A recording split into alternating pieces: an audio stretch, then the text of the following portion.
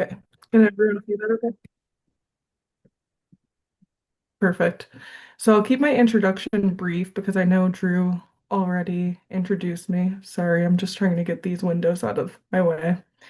My name is Asia Rose. I'll be talking about kind of our ongoing efforts within the Upper Delaware watershed. So I'll start first by talking about our vision for the Upper Delaware. Our vision is to collate with supporters to sustain, restore, and reconnect high-quality habitat of the Upper Delaware River to expand a world-class premier fishery for native and wild trout from the headwaters of the Willowemoc to the main stem of the Delaware River. So we have four conservation strategies: assessment, reconnection, restoration, and engagement. The assessment is the on the ground monitoring done by primarily by seasonal field staff. The reconnection work focuses on restoring connectivity for aquatic organism passage. The restoration is the hands-on efforts that occur, whether riparian plantings or stabilization or habitat improvements. And then, of course, engaging, which is part of our long-term success, is connecting with landowners, towns, municipalities, and schools. So just to overview the watershed, Um, a lot of our monitoring efforts have been focused in the past on the lower and part of the middle watershed of the upper Delaware. This field season will be expanding into more of the middle and upper and kind of covering those areas, and that'll probably be occurring over the next 2 years. So just to give an overview of our field staff that we've had in the watershed, we hire a team of staff ranging from numbers from year to year, but it wouldn't be possible without partnership with FUDR. Our first crew started in 2019 in the Willowemoc watershed, and they focus primarily on culvert assessments following NAC protocol. And in 2021, we had a crew out on the Schoharie Creek watershed doing culvert assessments again, primarily in Greene County. In 2022, we had a team out in the Neversink, and then we went back to the Willow in 2023 and 2024. We did not have a crew in 2025, but we did continue our monitoring efforts as much as we could. And then in 2026, this coming field season, we'll have the crews in the East and West Branch and Beaverkill watersheds. So just to get into some of the surveys that we are completing, the barrier assessments are done with NAC or following NAC protocol. All of that data gets thrown into the database and ranked on severity for aquatic organism passage. And this is essential for identifying where we can do a project in the future. We also do a lot of habitat and geomorphic surveys. The habitat survey is developed by our PA team for Trout Unlimited in collaboration with PA Fish and Boat. So that looks for undercut banks, large wood, pools, substrate suitability for spawning, and riparian cover. And we also do some geomorphic surveys following U.S. Fish and Wildlife function-based rapid stream assessment protocol. So we do those on our identified priority reaches. We also do macroinvertebrate surveys throughout the season. So with this, we're able to calculate EPT richness, and we do some large woody debris surveys, which are actually super useful. This map up at the top, it looks like there's fewer points than there actually are. There's actually hundreds of points within those, underneath those other points. So with the large woody debris survey, we're looking for individual pieces of large wood. We monitor the orientation, the size, DBH, the length, how anchored it is, and we take a picture and we're able to geolocate exactly where that piece of wood is in the stream. So we can see where some places are suitable with large wood habitat or where some places might be lacking that large wood. Temperature monitoring is a big part of the work we do. I think we've had around 35 sites throughout the watershed that we've monitored for temperature across the years.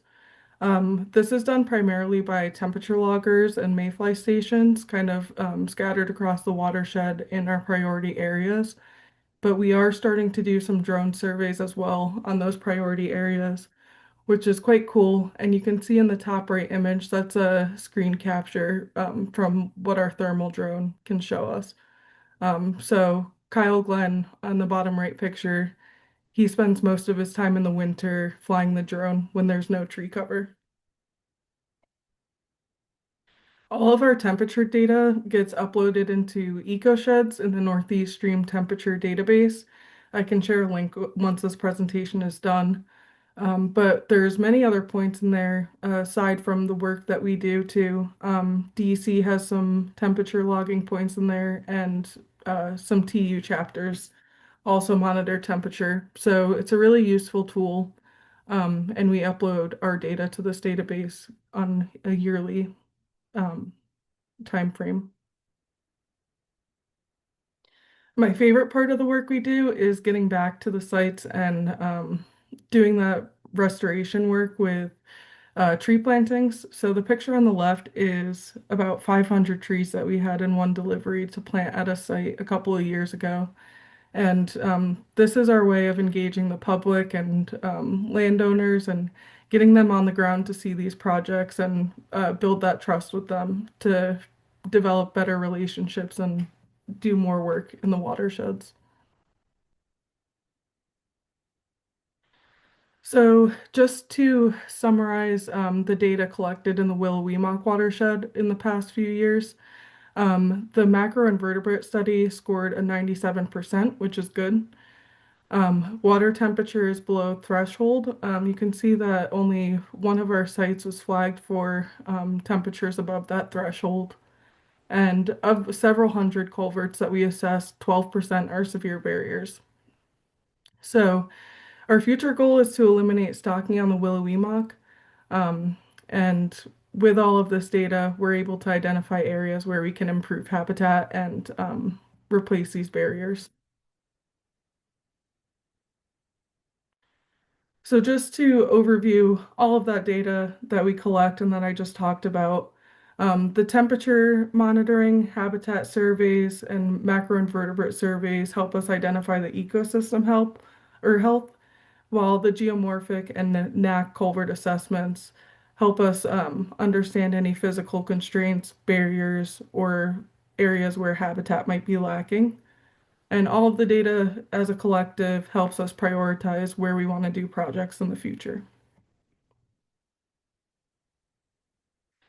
So some of our recent team stats for the Upper Delaware, we've surveyed more than 3,000 culverts, completed 23 projects on the ground, engaged over 600 volunteers, planted over 4,000 trees, reconnected 31.92 stream miles, and raised over $6.5 million for wild trout conservation, which is pretty amazing. And just to highlight some of our recent completed projects, this was a project that we completed last year on Sally's Alley Road. Um, and this was on an unnamed trip to the Batavia Kill. You can see originally it was an undersized corrugated aluminum pipe, and we replaced it with an ADM prefabricated bridge on Ready Rock. Amazing project we just completed with the help of DEC Region 3 was the removal of a timber dam on Mongaup Creek. This is located below the Catskill Fish Hatchery in the town of Livingston Manor, Rockland, and it connected many, many miles of streams. And this wouldn't be possible without the Habitat and Access Stamp program. Another really cool project we did was on a private landowner's property off of DeBruce Road. This was on the Willowmock Creek, and we were able to stabilize the stream using tow wood and grade controls, and then we went back and revegetated it. And I think that this project was around 2,000 linear feet of Willoughby Mock Creek. And another amazing project, a restoration project, was on the Little Beaver Kill, another private landowner. This project had an exposed water line that was unstable for many years. We were able to stabilize that water stream, add in tow wood and grade controls to improve habitat within this reach and stabilize the stream. And coming soon this year, we have a few projects happening, but these are a couple of them. Roots Creek, we're planning on replacing. That's in the town of Deposit. We have Bed Hollow, also planning on replacing this summer in the town of Roxbury. And then the Wawaka Dam feasibility study occurring soon, and that's in Halcottsville. So engaging local communities, as I said, is a big part of the work we do, and it builds and encourages that stewardship across the towns and to protect the streams that we love so much. And it helps us it helps us do more future projects in those areas where we build that trust. So all of our events are posted on the tu.org website. I can share this link once the presentation's over. Um, it's really great if you want to find out what's going on in your local community or connect with a local chapter and see how you can start an event in your area. And to highlight one of those events, we have an Oquaga tree planting coming up on a previous restoration site. This project was completed last summer. So very excited about this planting. We have about 1,000 bare root trees getting planted that day. So we could use some help. And if you're available, feel free to stop by.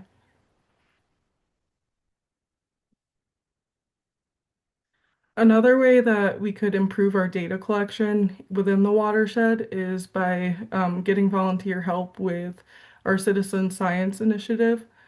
So we have an app through Survey 123. It's very easy to use. TU has instructions on how to join, how to download the app on the website, which I can share the link to as well. But you can kind of just record as many or as few points as you'd like, identifying any disturbances or areas where there might be a culvert barrier, and then we can go back and identify those sites and get some more information. So all of this work wouldn't be possible without the help from our partners. I just wanted to thank DEC Region 3 and 4, NIFWIF, Theodore Gordon Fly Fishermen, the Town of Rockland, Friends of the Upper Delaware River, and U.S. Fish and Wildlife Service, especially Jan for all his help with review. And with that, I can leave the floor open for any questions.